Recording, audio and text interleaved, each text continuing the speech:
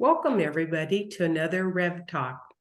Today, we're going to talk about what is faith, how do we see it, how do we observe it, and as Reverend Kim's going to tell us, there's a lot to think about when you think of just having faith.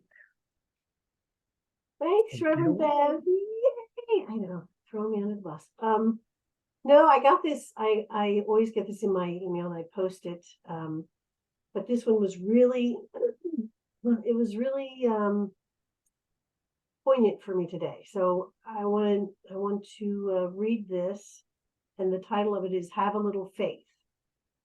So just for today, look around you and do a bit of people watching. Each person will be in their own stage of their own journey. Some will be in pain, others will be okay, and some may be angry or a bit robotic. Why are you being asked to do this? This little bit of homework is a conscious reminder that each and every one of you is walking a path the best way you know how. It is also a reminder to yourself that there is no right way to get where you are going. You take a step forward, and then another, and yet another. It may feel as if the road is long and tedious. Even when you feel lonely and unsupported, know the universe is right there with you. Have a little faith and show some love to your fellow travelers. You are all in this together. And I love that, send love to your fellow travelers, because everybody here is a traveler just like we are. Everybody is here and it is their journey. Each one has their own journey. I can imagine going up to my mother-in-law and saying, "Fellow traveler, I appreciate where you are at your stage of the game." But it takes a fellow traveler takes the personal out of it and makes them of a being versus a personal decision, a personal thought, of the meaning of what they're doing. It makes it impartial. And that's a very, very good way to look at all the people we observe versus, oh, it's my mother, oh, it's my mother-in-law, oh, or it's a friend. If you set that as what they are, you can see them impartially and you're able to love them completely and know they're on their journey, not ours. Well, it takes the judgment out. Yes. They're a fellow traveler just like you are. They're here to do their thing just like you are. And you're right. It takes that. It makes it. It takes that that personalization out of it. That judgment of so and so did this or that or whatever. They're a fellow traveler just like you, like being on a bus, or being on a plane or whatever. They're fellow travelers. Don't know where you are, We're all traveling. We're going to get there when we get there at our own pace. They're going to get there when they get there. And I don't need to worry about them. So we all do. That's a fault of all of us. We worry about our kids. We worry about our family. We'll all get there together at our own pace. Oh, what was that thing that I read to you about worry? Wait a minute. What was that? Worry is a prayer for what we don't want. That's so true. That would be good for something to set on the wall. Yeah, so it's a matter of, okay, you already know what you don't want, so stop worrying, But I loved that. I loved, to view people as they're moving around and recognize that they're a fellow traveler just like we are. Exactly. They're going to get there in their own way, and so are we, one step at a time. I love that. Well, worry, when you said that, worry is fear. Fear is the opposite of love. And that's the only two emotions there really are. And when we realize that, and we realize worry is something we don't want. Well, what don't we want? We want love. Everybody to love everybody equally, no matter where they are on their path, no matter who they are or what they're doing. Well, and the really cool thing about that too is when you send, it doesn't have to be this all-encompassing, really tough thing. When you send someone love, okay, send them love, yay, and they're on their way. You don't need to take any more thought about it ever again. Send them love, move on. So that way, you're not holding on to it all. All of us have a tendency to hold on to something Oh, yeah. that either irritated or wasn't the way we thought it should be. And we have to learn to let it go. And that's one of my hardest things to do, is to let it go. Yes, well, I'm right there with you. I'm getting better. It's for me, it's a matter of being able to sit with whatever it is that triggered me, or whatever it was that upset me, and to find out, like we've been talking before, to find out where that stems from, so that I know where that all came from and how that all developed, and then I can let it go and move on. So that, bless you. Sometimes when I sit with things, I really have a hard time understanding what they're trying to tell me. So what I do is, when I go to sleep, I ask for help in working it out. And usually when I wake up, it's not that I don't see what I asked, it's that it no longer contributes to any anxiety for me. It no longer bothers me. And it's a very rewarding experience, because your soul took care of it for you. Yes, I was just gonna say, you don't need to really bring it up, because it's been taken care of for you. Mm-hmm. Because you answered, that's good. I gotta remember to do that. I gotta remember. Yeah, it works really wonders for me. Oh, that's good. Thank you for that. I gotta be careful. So now we know not to worry, that we're all travelers together. To have a little faith that it's all gonna work out exactly the way it's supposed to. Exactly. So let's draw two cards from two opposite decks and see what they say. Oh,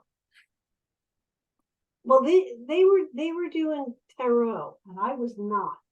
I don't do tarot, so. Right. So we can just pull cards. I'm gonna pull from my favorite deck so far. The creatures. So are we pulling? Okay, so tell me this again. You pick the first deck that drew you. Right. And then when you're done with that and drew the card, don't look at it, then draw a second deck that doesn't interest you, is the opposite. Oh, that doesn't interest you. Oh, Or isn't one of your favorite? It's so you just haven't used it in a while, or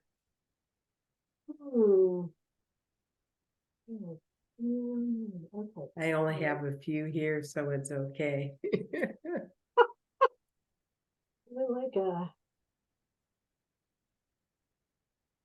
I just, okay, so I put that card there. All right.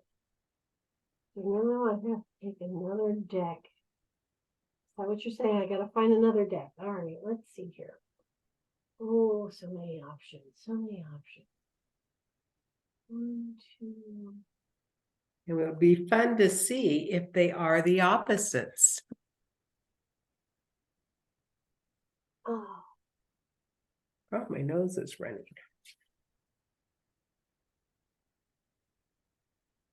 Okay, so I haven't used this one in a very long time. That's interesting.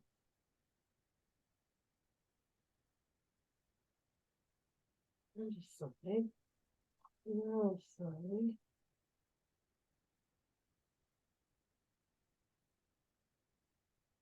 Yeah, I haven't used these in a long time. Sticking together.